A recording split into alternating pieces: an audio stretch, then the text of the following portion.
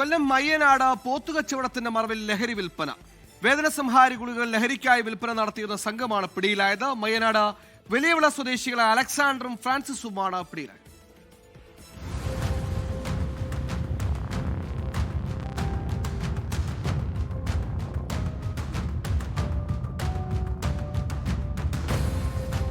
കൊല്ലം ഇരവിപുരം ഭാഗത്ത് കുറ്റിക്കാട് എന്ന സ്ഥലത്താണ് മതിൽ കെട്ടി തിരിച്ച് പോത്തുകളെ വളർത്തി വന്നത്.